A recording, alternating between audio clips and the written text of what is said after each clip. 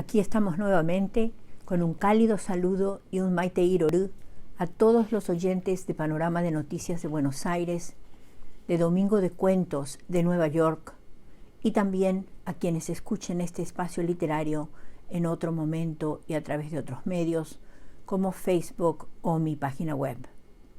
Soy Teresa Méndez Faith y una vez más llego hasta ustedes desde Bedford, Massachusetts, con otra dosis narrativa de la producción literaria de nuestra tierra colorada, Ñanderetami, Paraguay, país situado en el corazón de América del Sur. El relato escogido para hoy se titula Pancha Garmendia y es de Teresa Lamas Carísimo de Rodríguez Alcalá, autora del primer libro escrito por una mujer paraguaya y publicado en 1921 en Paraguay. Me refiero a Tradiciones del Hogar, primera parte, donde aparece este relato y es obra publicada por los hijos de la autora como regalo especial de cumpleaños a su madre.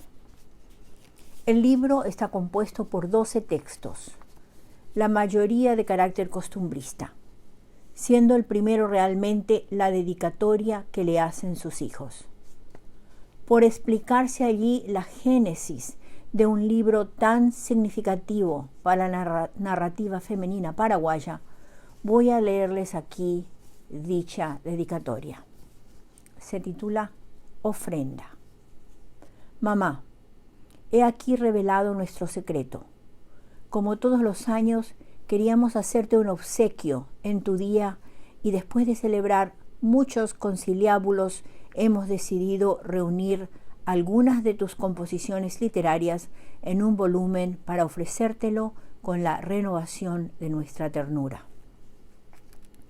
No sabemos cuál será el juicio de la crítica sobre tus escritos, pero sí podemos asegurarte que estas páginas serán para nosotros las páginas más hermosas, porque al leerlas nos parecerá oír de tus labios los relatos que ellas contienen, y evocaremos dulcemente el bello cuadro familiar, tú haciendo una labor a la luz de la lámpara en los anocheceres de invierno y nosotros rodeándote, trepados mimosamente en tu regazo los más pequeños, atentos todos como en misa, oyéndote contar la desventura de la gentil abuelita que trocó su medallón de oro por una tosca barra de hierro destinada a engrillar a su esposo.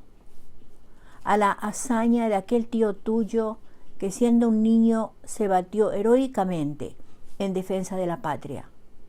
O el misterio que nos helaba la sangre de la caída del retrato de nuestro bisabuelo el mismo día y a la misma hora en que éste sucumbía en estero bellaco. Este es nuestro regalo, mamá. Te debíamos un ramillete de flores y helo aquí.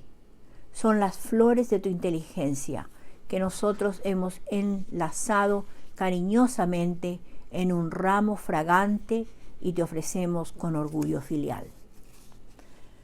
Como yo no tengo el ejemplar de dicho libro, mi lectura del relato proviene de la versión digital de Tradiciones del Hogar, a la que se puede acceder en la Biblioteca Virtual Cervantes, donde se pueden leer también otras obras de la misma autora. Pancha Garmendia está narrada en primera persona, desde la perspectiva de los recuerdos de la autora narradora que relata, a su vez, la triste y trágica historia real de Pancha Garmendia, según lo que recuerda y le cuenta su tía Loló, contemporánea de Pancha, que había nacido en 1829 y que murió lanceada el 11 de diciembre de 1869.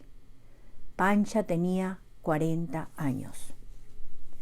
En cuanto al porqué de la sentencia a muerte de Pancha Garmendia, o de quién o de quiénes vino la orden, no hay unanimidad en las respuestas. En un artículo escrito por Alberto Alderete, titulado La verdadera historia de Pancha Garmendia, publicado el 19 de diciembre del año pasado en EA, leemos que, y cito de la publicación, algunos tejieron la historia de que la misma fue víctima del despecho, la villanía y cobardía del mariscal Francisco Solano López, quien la había mandado matar por el rechazo de sus pretensiones amorosas. Historia falsa, creada por motivos ideológicos.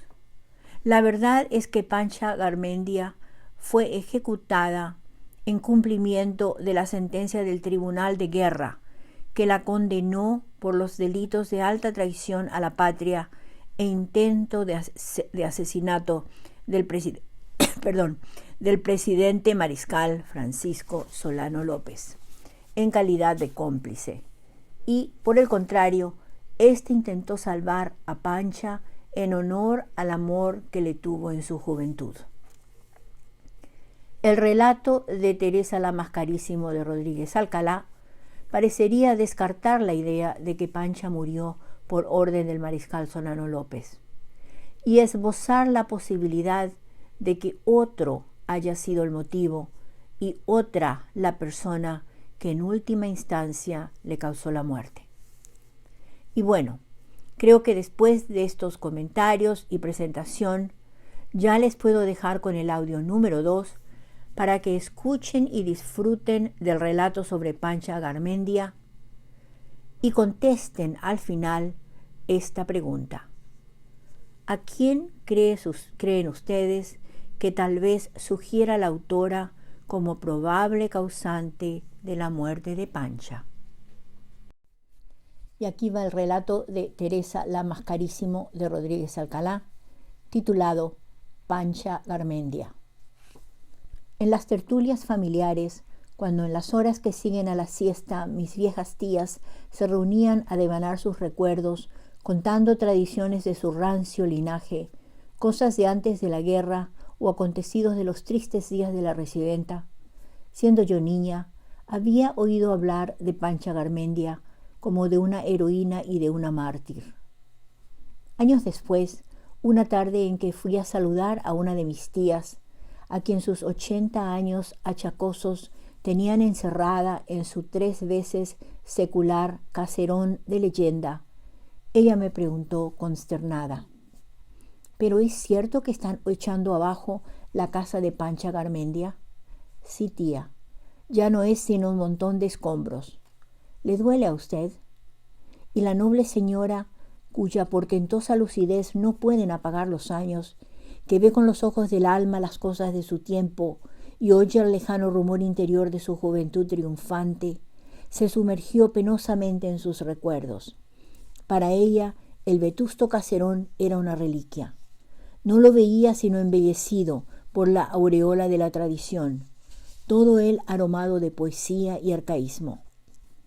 Cuénteme algo de Pancha, tía Loló, le dije, sintiendo que su alma vibraba al recuerdo de aquella figura ideal de mi sexo y de mi raza. Otras veces me ha dicho usted que la conoció y fue su amiga. Con unción, con íntimo enternecimiento lleno de amargura, púsose la anciana a evocar la imagen de la mártir. Imagínate, me dijo, toda la belleza, la majestad y la gracia de las mujeres más hermosas que conozcas, reunidas prodigiosamente en una sola, y tendrás a Pancha Garmendia, blanca, de una admirable palidez fresca de azucena, alta, esbelta y armoniosa, iluminábanle el rostro, dándole angelical expresión unas pupilas celestes de mirar suave y soñador. La cabellera, muy negra, reluciente y rizada, teníala siempre cuidadosamente peinada, en bando o rematada atrás con un moño bajo que se arrollaba graciosamente sobre la albura de la nuca. Este peinado habíalo puesto de moda en la Asunción una artista que actuaba por entonces en el viejo teatro que quedaba en la calle Paraguay Independiente entre Atajo y 25 de diciembre. Y las muchachas lo habíamos bautizado con el nombre pintoresco de Peinado K.U. Vestía Pancha con primor, pues siendo discretamente coqueta, gustábale realzar con atavíos sentadores el natural encanto de su belleza. Y te aseguro, hija, que lo conseguía a la maravilla. Criada por unas tías que la adoraban, las distinguidas señoras de barrios, estas habían hecho de ella una joven que al par que llena de virtudes lo estaba de los atractivos de una instrucción poco común. Figúrate lo que esto representaría en aquel entonces, en un tiempo en que nuestros padres no nos enseñaban a leer a sus hijas para evitar que pudiéramos comunicarnos con nuestros novios. Tenía Panchita reputación de orgullosa, pero no lo era en realidad. Era sí muy digna y muy altiva, y solo abría su alma a la expansión del dolor, en los días de sufrimiento que muy pronto amanecieron para ella, cuando echada de hinojos ante la Virgen imploraba su consuelo y su ayuda.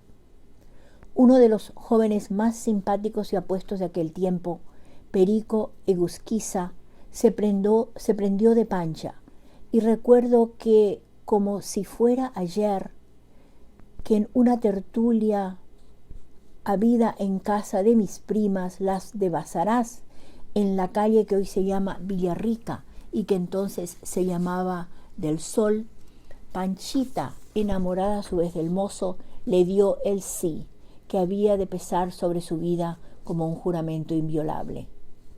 Pero ya por entonces Solano Lope pretendía a la niña, y cuando Perico y su novia creían poder ser felices, el primero recibió una mañana orden de alejarse de la ciudad.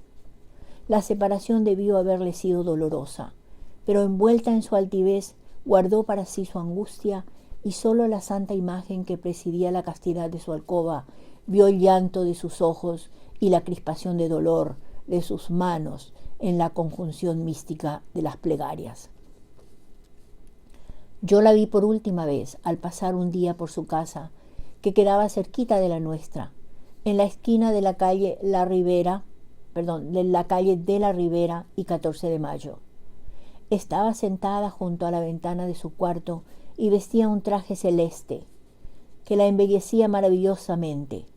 El amplísimo miriñaque idealizaba la finura cimbreante de su talle, y las mangas anchas que se usaban entonces realzaban el primor de sus manos divinas, manos de eucarística blancura, bajo cuya piel suave y transparente el azul de las venas evocaba rutas de ensueño, manos de lirio consagradas a sostener gloriosamente hasta morir el velo ideal de su pureza inmaculada. Hacía como que leía, pero la vaga expresión de sus ojos indicaba que su pensamiento estaba lejos, muy lejos del libro que tenía ante sí, allá donde otro ser torturado por el amor correspondía a su secreta ansiedad y seguía el ritmo apasionado de los latidos de su corazón. Aún creo verla en toda la deslumbrante belleza de su perfección ideal. Parecía la realización milagrosa de una fantasía artística. Los años han transcurrido y la mudanza de las cosas ha devastado el panorama de mis recuerdos.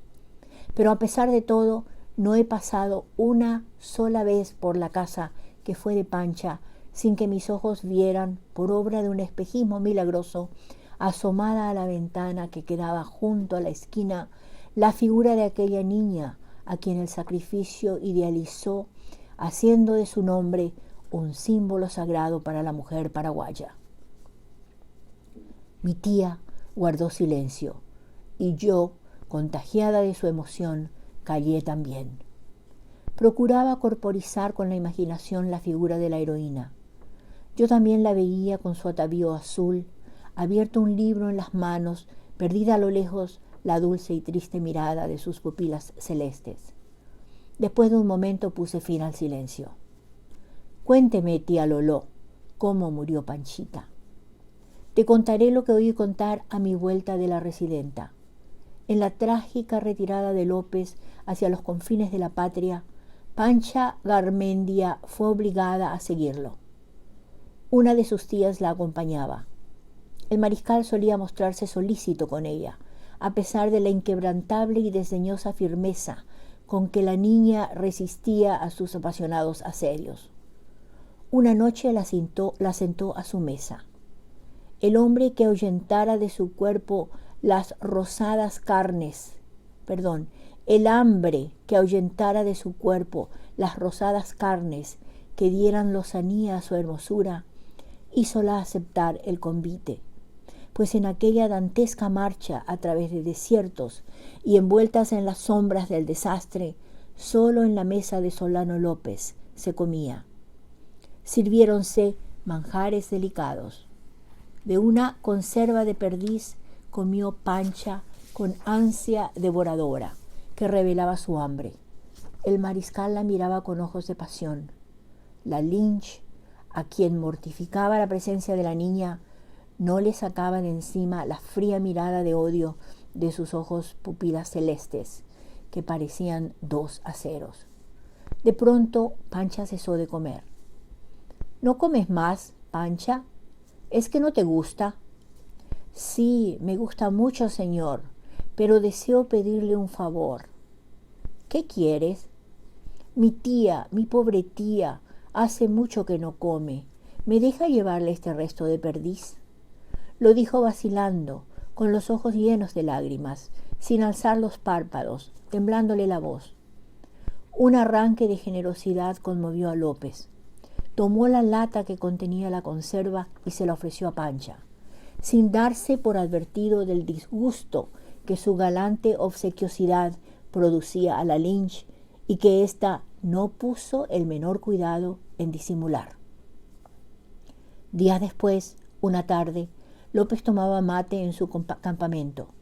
Paseábase con paso agitado, pensando en la triste suerte de sus armas, en la hora definitiva que le aguardaba, en su poderío perdido para siempre y del cual solo le restaba, como recia empuñadura de una espada rota, la voluntad inquebrantable que todavía le hacía temible en aquel su tránsito doloroso por selvas y montañas, errante como una sombra apocalíptica, seguido de su fantástico séquito de fieles e indomables soldados hambrientos y semidesnudos.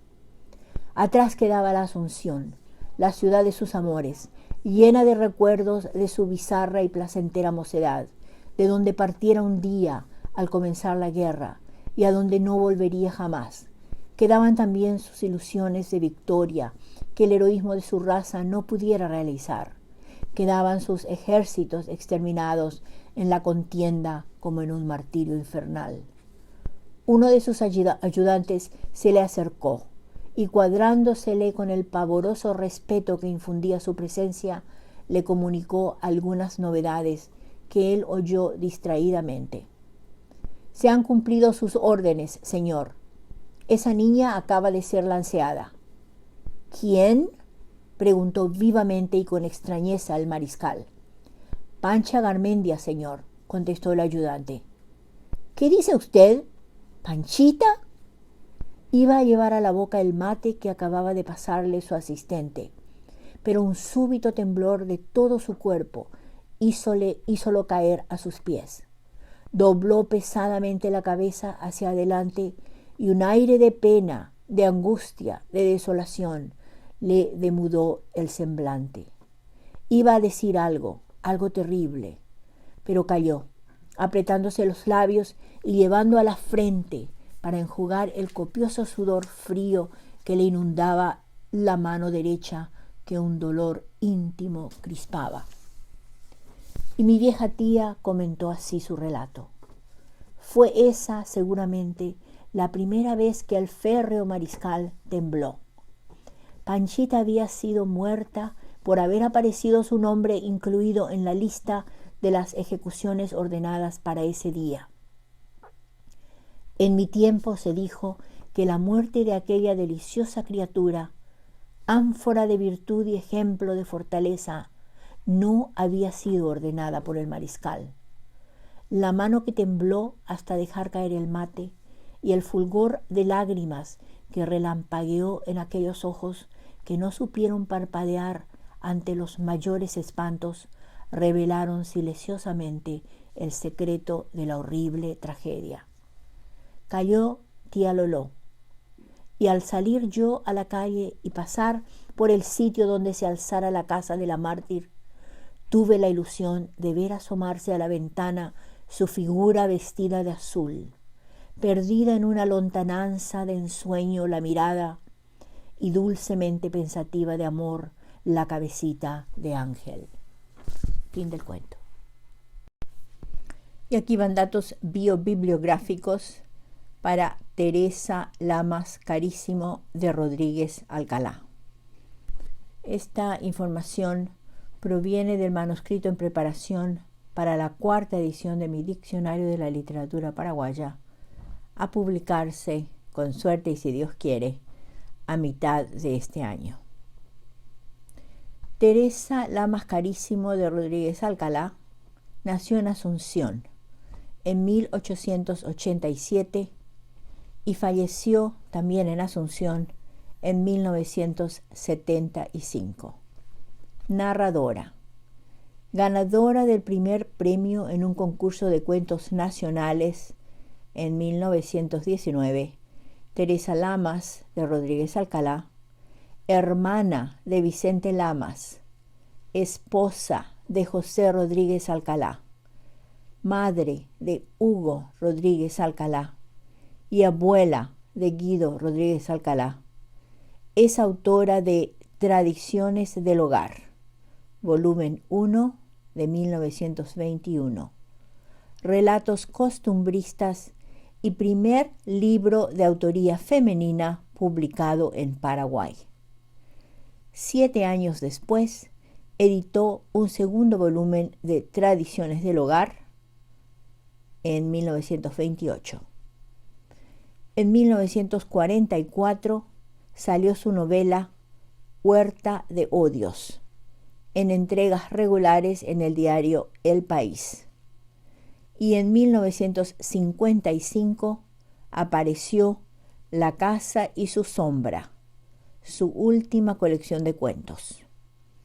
Varios de sus relatos integran también libros colectivos y antologías literarias nacionales y extranjeras.